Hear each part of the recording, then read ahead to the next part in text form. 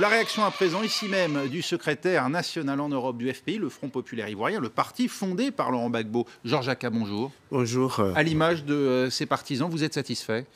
Oui, on va dire que dans un premier temps, c'est un sentiment de joie qui nous anime de voir que le président Laurent Gbagbo, le camarade fondateur du Front populaire ivoirien, est libéré et acquitté et libéré pour les crimes qui lui sont reprochés. En même temps, je suis en droit de me dire que cette joie contient un arrière-goût un peu amer. C'est-à-dire, vous estimez que cette année ont été perdues? La CPI a Cette mal année fait perdue, son travail, et en d'après vous? plus, même que la libération conditionnée me paraît inappropriée ou illogique pour une personne qui est déclarée acquittée. Parce que du point de vue du droit, la libération conditionnelle est une mesure d'aménagement de peine pour des gens qui sont déjà condamnés. Alors que dans le cas du président Laurent Gbagbo et du ministre Charles Blé Goudé, toutes les charges sont tombées. Voilà, donc ils sont innocentés. Oui. Et donc la mise en condition de cette libération me paraît un peu illogique. Par contre, je voudrais me satisfaire du fait que déjà, c'est une très bonne chose qu'ils sortent des 4 minutes de la CPI. Ça, c'est une très bonne nouvelle. Le procureur, on vient de le dire, Eric McDonald, a déposé une demande d'appel de la décision d'acquittement, puisque la remise en liberté, là, elle est tombée. Enfin, son appel, en tout cas, de cette remise en liberté, il a été considéré comme invalide aujourd'hui par les juges de la CPI. Reste donc la décision même d'acquittement qui est contestée aujourd'hui par le procureur. Ça veut dire que Laurent Gbagbo n'en a peut-être pas fini avec la justice internationale. Je pense que c'est juste l'épuisement des procédures, parce que si la procureure a eu jusqu'à 8 ans avec 82 témoins pour prouver la culpabilité du président Laurent Gbagbo et de Charles Blé Goudé et qu'elle n'a pas réussi à le faire, en appel, je ne pense pas qu'elle puisse apporter des éléments différents de ceux qu'elle a déjà présentés. Si d'aventure l'appel était jugé recevable, Laurent Gbagbo devrait-il se soumettre à nouveau à la CPI? Il s'est déjà engagé à se soumettre et à se présenter à la CPI autant de fois que cette cour aura besoin de lui. Donc je pense que dans le fond, le président Laurent Gbagbo n'a pas de souci à se présenter à la CPI. Vous savez où il va se rendre maintenant? On parle de la Belgique. On parle de la Belgique parce que, pour tout ce qu'on sait, il a son épouse et son fils là-bas.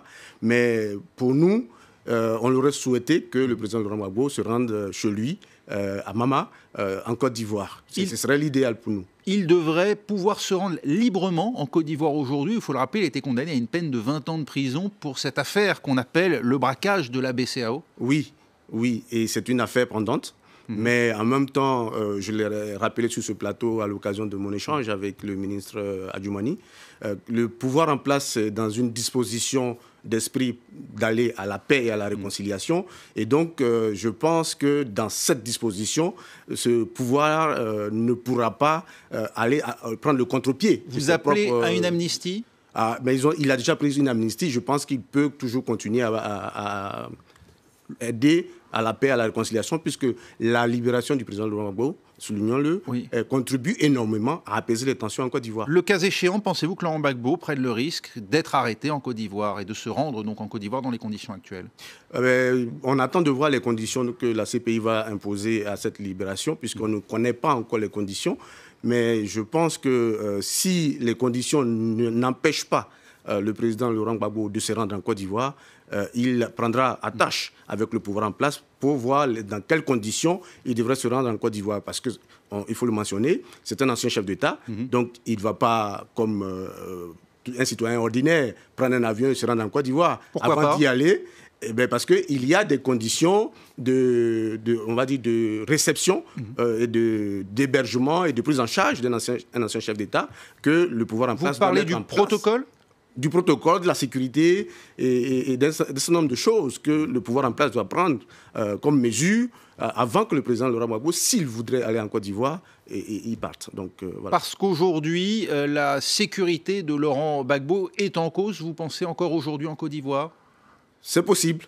C'est possible dans la mesure où nous sommes sortis d'une crise avec des protagonistes et qu'il y a toujours encore des velléités et des revendications, on va dire, comme vous l'avez vu, des gens qui se réclamaient des victimes mécontentes, qui protestaient. Donc, il est toujours bon que le président Gbagbo soit sécurisé. Et puis, en dehors même des velléités, pour un ancien chef d'État, voilà, c'est le minimum qu'il y ait un service de sécurité. Laurent Gbagbo et Charles Blé Goudet étaient poursuivis pour crimes de guerre et crimes contre l'humanité dans les violences post-électorales qui ont fait, il faut le rappeler, plus de 3000 morts en Côte d'Ivoire.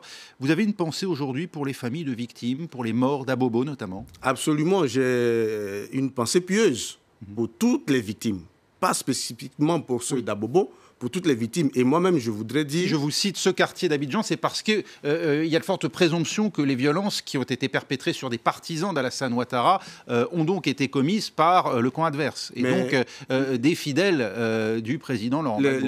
Les deux cas avérés qui ont été mentionnés à la CPI concernent le cas de cette femme d'Abobo et le cas du marché qui a été bombardé. Mais je vous rappelle qu'à côté d'Abobo, il y a un village qui a été agressé et décimé par les rebelles. Donc c'est dans la même commune d'Abobo. Et ceux-là, ces deux cas-là ne valent pas plus d'une centaine. Mais quand on prend le cas de Diokoué, où il y a eu plus d'un millier en une nuit, je pense que moi, il faut avoir vraiment... Et puis en plus, ces victimes-là n'ont pas encore été entendues ni dédommagées par le pouvoir en place pour qu'elles puissent faire le deuil de leurs parents disparus. Faut-il rouvrir toutes les enquêtes et juger tous les responsables de tous les meurtres commis en 2010, c'est-à-dire 9 ans plus tard?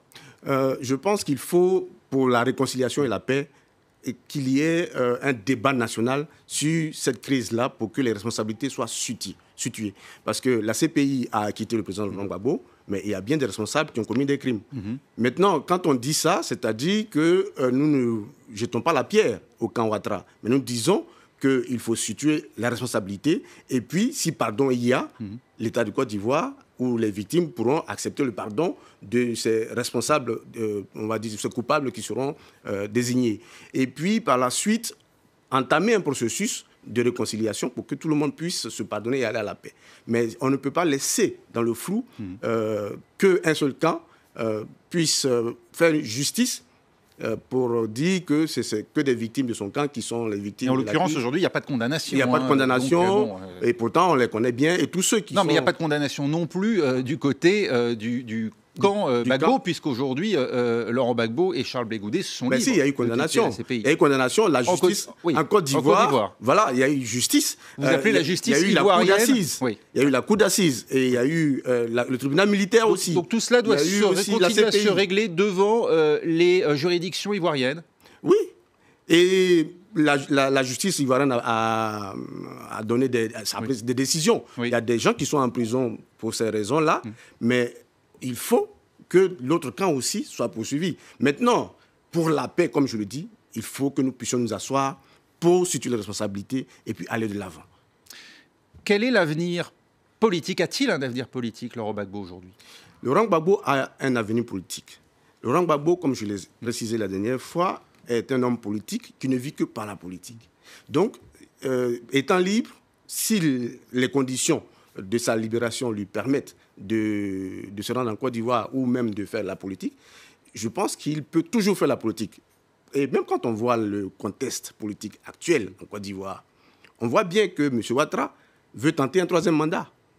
On voit bien aussi que M. Bédié veut tenter sa candidature pour 2020. N'est-ce pas, pardonnez-moi, au contraire, le retour de Laurent Gbagbo qui fournirait à Alassane Ouattara le motif d'un troisième mandat ou d'une troisième candidature? M. Ouattara n'a pas besoin d'utiliser le motif de Gbagbo pour vouloir un troisième mandat. S'il est, on va dire, sûr qu'il a suffisamment travaillé et que les conditions de la Constitution, c'est-à-dire les lois ivoiriennes, lui permettent d'être candidat à nouveau, il n'a pas besoin d'être motivé par le retour de... Ce n'est pas une concurrence. Pour vous, un nouvel affrontement par les urnes entre Laurent Gbagbo et Alassane Ouattara ne risquerait pas, au contraire, de rouvrir les plaies sur une période douloureuse? Ça, c'est envisageable.